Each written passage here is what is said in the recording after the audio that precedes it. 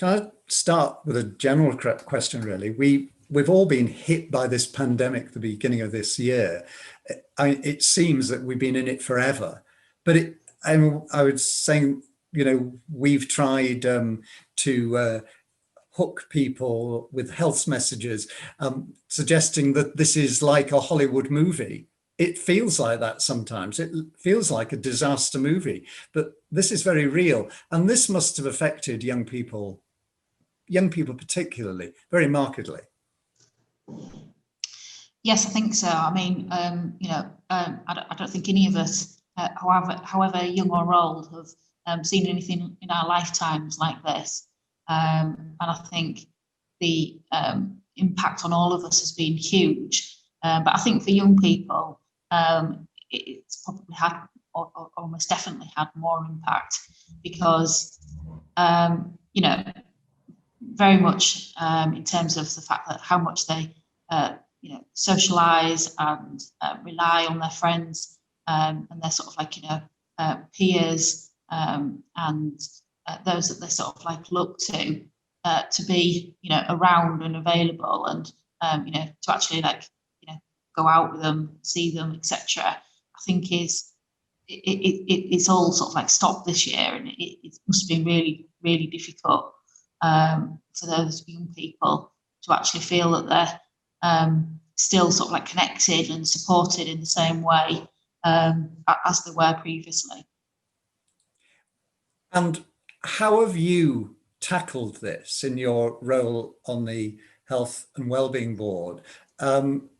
There are so many different ways you can approach it, but the scaremongering isn't one of them, is it? And that's the danger, that we scare people too much. Yeah, and I think we've been very conscious of trying to get that balance because you don't want to scare people so that people feel frightened, and obviously that's going to have an impact on people's mental well-being. But also, there's been some really sort of like important public health messages this year that we felt are important to emphasise locally and to make those clear, because I think the government's messaging has been very sort of like mixed and unclear. And so, we felt that was like part of our responsibility, and to make sure that young people have felt that message is, accessible for them as well.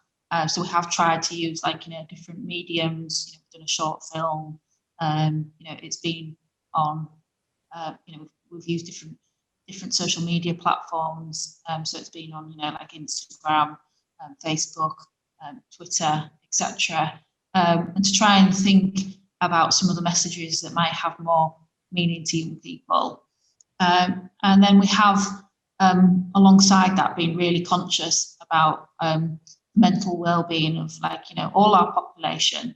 I think we're very conscious that children and young people, as we've said, might be impacted particularly. And so we've done quite a bit of work at the Health and Wellbeing Board, looking at how children and young people have been affected. But I think we've done less work around what might be generally described as young adults or emerging adults. I'm not sure if young people particularly like that term, but I think that's how it's been described. And I think it's difficult because, a young person goes through lots of different transitions, and that's probably been massively, affected this year.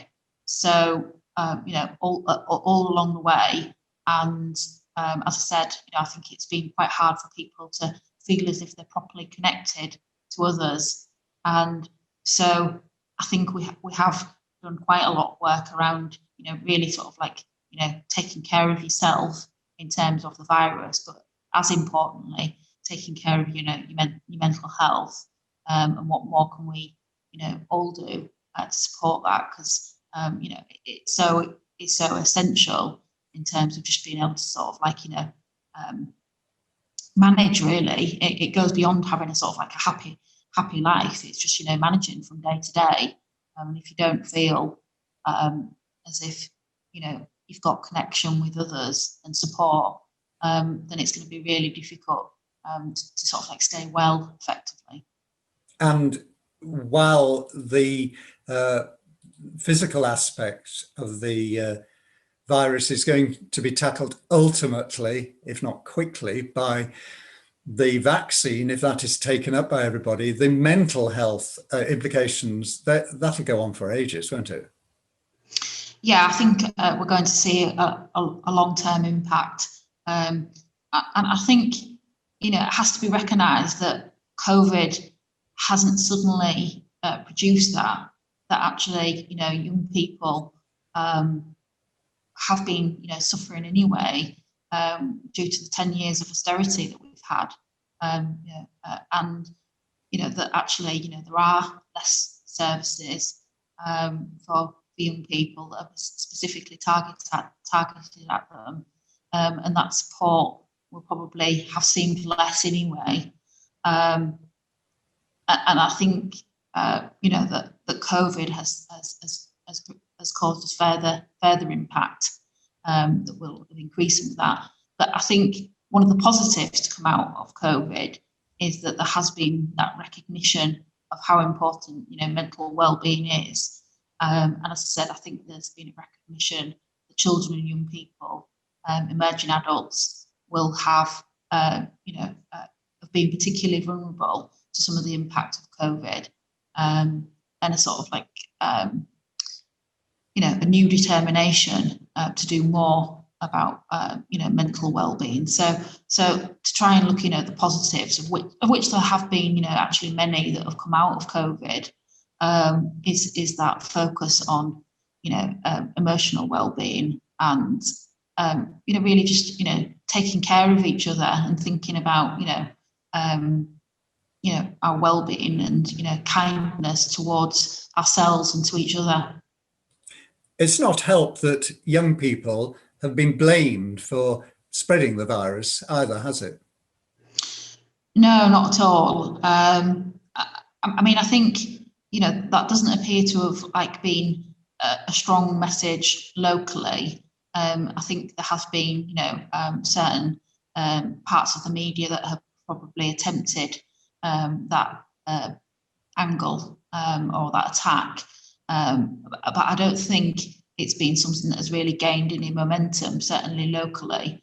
I know nationally there was sort of like discussion about people being super spreaders, which I think, is terrible, because actually, anyone who was, who's been symptomatic or potentially in the future might be symptomatic, will of course be, spreading the virus unknowingly, unwittingly. And I think, blaming anybody or blaming, certain group of our population is really unhelpful. And okay, here we are, early days, vaccine being rolled out. It's going to take many months. How do we get through this, though? What are those health messages that we must presumably keep observing? Yeah, unfortunately, I think we've all sort of like, had enough of COVID now. We're pretty sick of it. But yeah, unfortunately, we are going to have to live with it for some time. And, it is going to require us to sort of adapt our way of life to that. And I think, it will certainly progress and improve from where we have been this year and where we are now. But we are going to have to maintain some of those measures around social distancing and, potentially, having that, not for some time having any kind of like, bigger gatherings, etc. And really just, think about keeping ourselves safe and keeping others safe. And I think, as we progress and, more and more people have the vaccine, that it'll feel like we can return to some normality. But I think we have to recognise that it's going to take some time. I don't think we can be as optimistic as probably the government have been about how quickly we're all going to get a vaccine. It's going to take quite some time for the mass vaccination of the population, and of course there will be those people who don't want to take the vaccine for various reasons. So therefore there will be that need to remain to some extent heightened to the element of risk in terms of going about what would have been our everyday lives. I have spoken to some of our young people who are sceptical about the vaccine. What would you say to them? I think it's difficult because in modern times there hasn't been the need for sort of mass vaccination in the same way. But if you think about it in terms of the number of deaths that has been in this country, we're talking about approximately 60,000 now. So obviously it's a serious risk to those people who are most vulnerable to it. But actually, there have been many casualties along the way that wouldn't have expected to die from COVID. And in terms of even just catching COVID and how ill you can be, and the potential ongoing effects of COVID on your body are really serious.